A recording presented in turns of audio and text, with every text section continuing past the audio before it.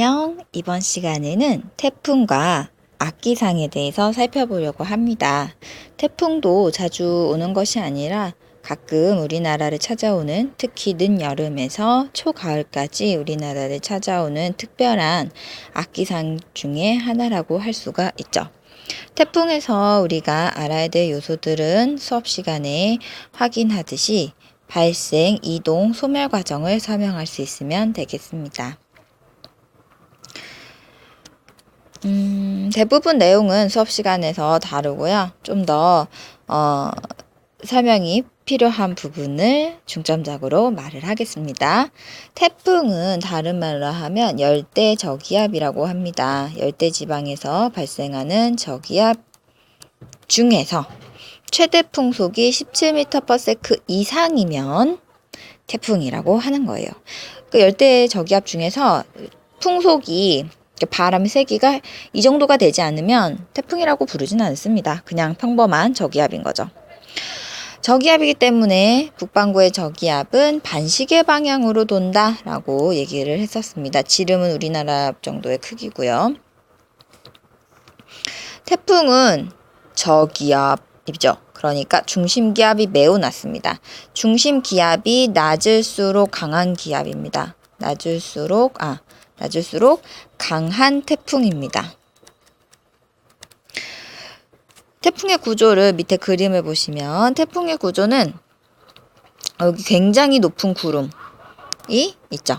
이 구름을 우리가 정난운이라고 하는데 거대한 정난운이 회오리 바람처럼 이렇게 회전을 하면서 여기 보면 반시계 방향으로 회전하고 있는 걸 볼 수가 있죠.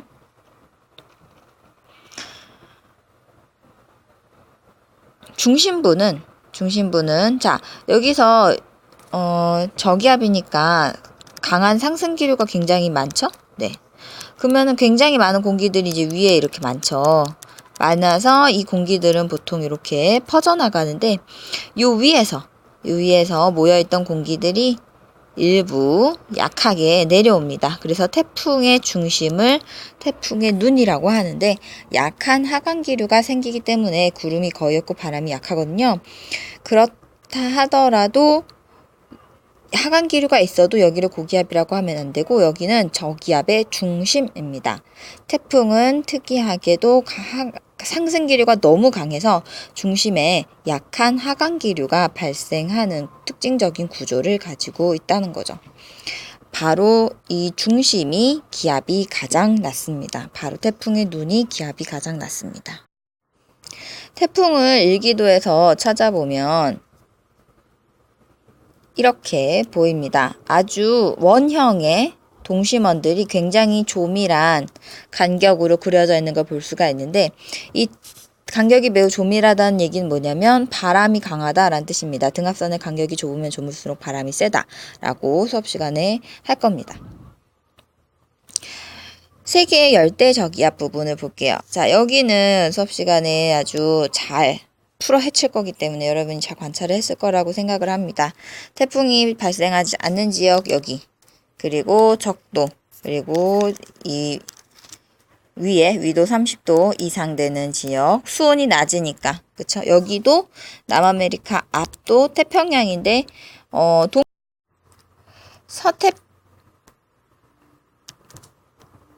서태평양은 태풍이 발생하는데 동태평양은 남쪽에 있는 동태평양은 태풍이 발생하지 않습니다. 왜냐하면 남아메리카 앞에는 용승이라는 현상이 일어나는데 이 용승이 어떤 현상이냐면 밑에 있는 차가운 바닷물이 위로 올라오는 현상입니다. 나중에 우리가 엘니뇨를 배울 때 용승 현상에 대해서 배우게 될 텐데요.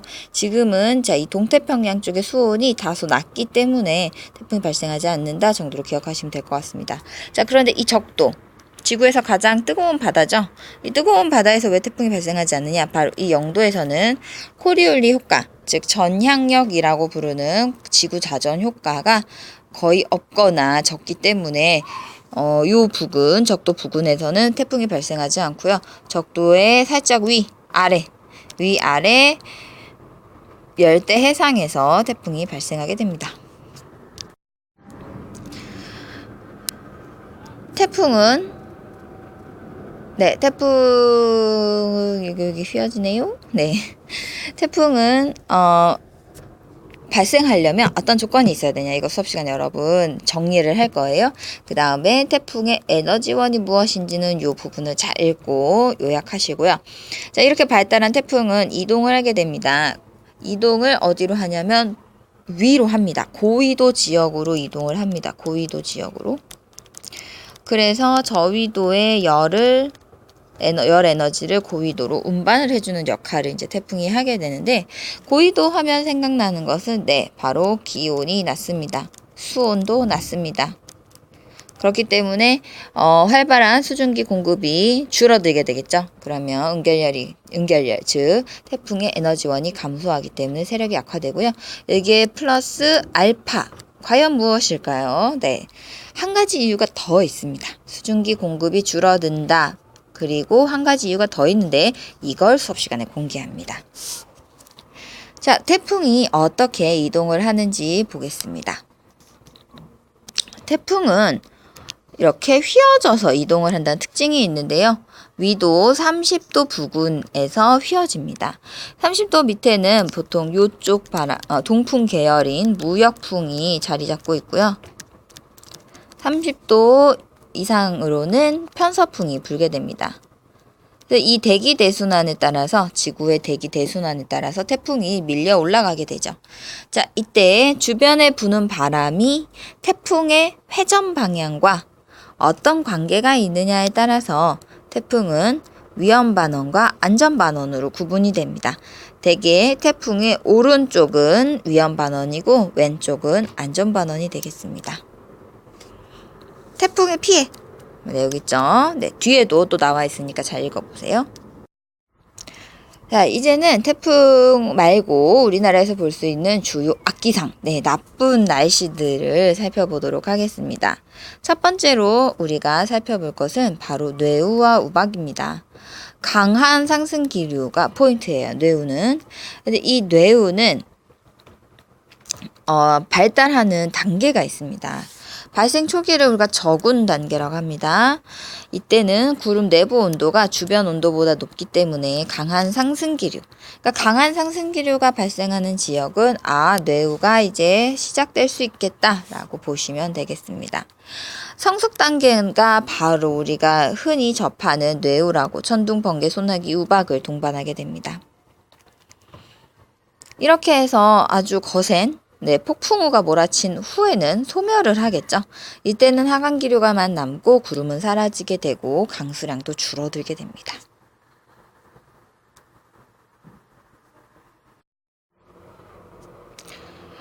자, 뇌우의 발달 단계가 이렇게 그림으로 교과서에 잘 나와 있는데, 이 그림을 보고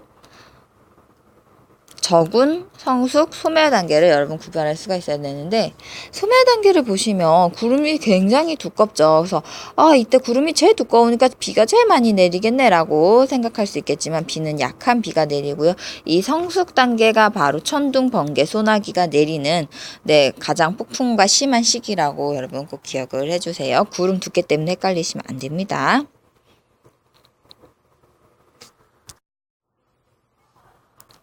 자, 우박은 두꺼운 구름층에서 강한 상승 기류가 있을 때 발생을 하게 됩니다. 우박이 생기는 과정을 이제 간단하게 그림으로 표현하면, 이렇게 강한 상승 기류가 만들어진 구름, 정난운이 있는데, 여기서 이제 얼음 알갱이가 성장을 합니다. 이때 얼음 알갱이가 이렇게 성장을 점점 크게 무겁겠죠. 그래서 무거워서 밑으로 가라앉으려고 그러는데 상승 기류가 너무 강하니까 얘를 이렇게 슝 올려줘요. 그럼 얼음 덩어리 여기까지 올라갑니다. 그럼 얘도 점점 떨어지면서 크기가 커지는 거예요. 더 무거워졌으니까 더 세게 떨어지겠죠. 그런데 이것보다 더 강한 상승 기류가 얘를 또 올려줍니다. 그러면 커다란 이 얼음 덩어리는 더 커집니다. 그래서 이제 상승 기류가 더 이상 얘를 올리지 못할 정도로 커지면 이렇게 지표면에 떨어져서 사람이 으악 하게 되겠죠. 이게 바로 우박입니다. 우리 교과서에는 어떻게 설명이 되어 있냐면, 정난운 내에 있는 기류를 타고 상승과 하강을 반복하며 성장하였다라고 되어 있죠. 그래서 보통은 우박이 흔하지는 않은데, 우리나라에 떨어지는 우박은 크기가 그리 크지는 않습니다. 3mm라고 되어 있네요. 자, 그 다음, 악기상은 집중호우입니다. 집중호우는 우리나라에서 여름이면 정말 자주 발생하는 악기상이라고 볼 수가 있습니다. 얼마 전에 강남이나 종로 같은데 오피스 빌딩이 아주 많은 곳에 집중호우가 내려서 출퇴근길이 굉장히 혼잡스러웠던 적이 있었습니다. 4년 전에.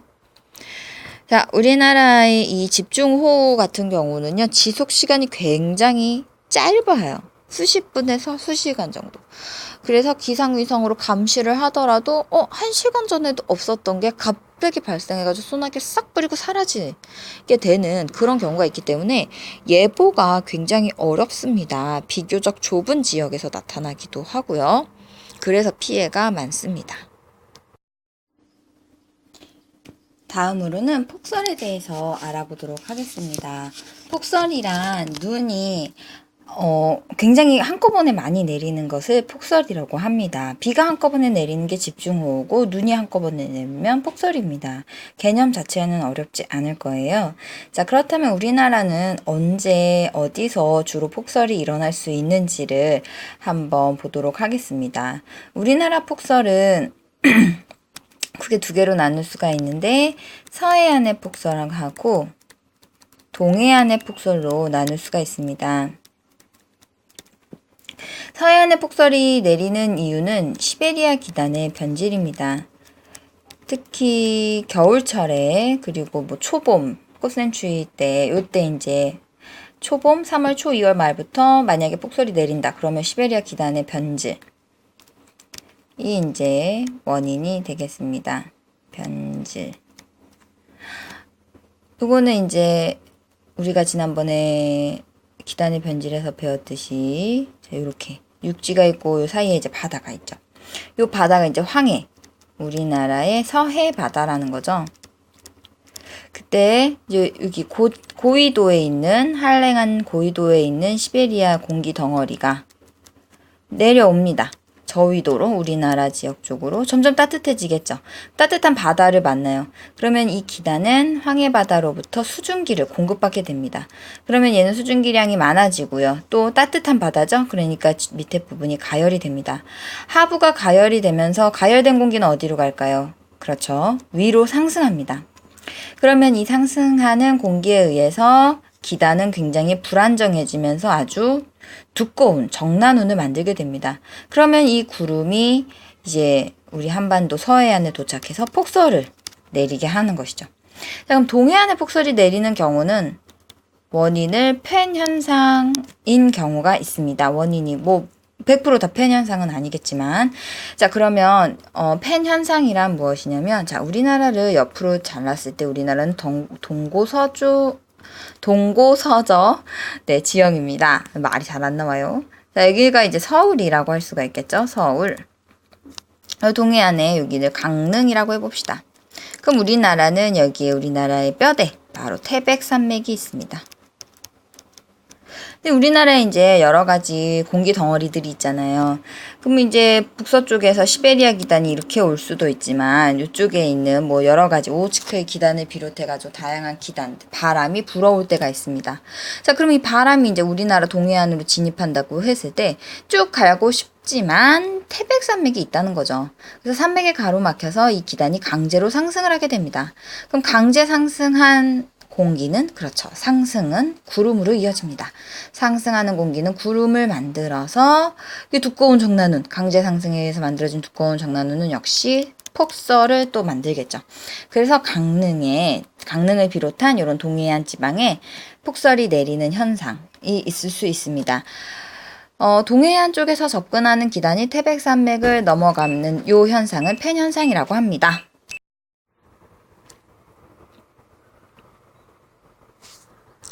자, 마지막은 강풍인데요. 강풍은 바람이 아주 많이 부는 겁니다. 이 부분은 여러분들이 이제 읽어보시면 되고요. 우리나라는 특히 특히 요것만 보시면 될 것 같아요. 특히 겨울철에 굉장히 바람이 강하게 분다라고 여러분 기억을 해주시고요. 그 다음 여름철에 강풍이 분다. 바로 태풍이 올라올 때 이런 경우가 많습니다. 조심하세요.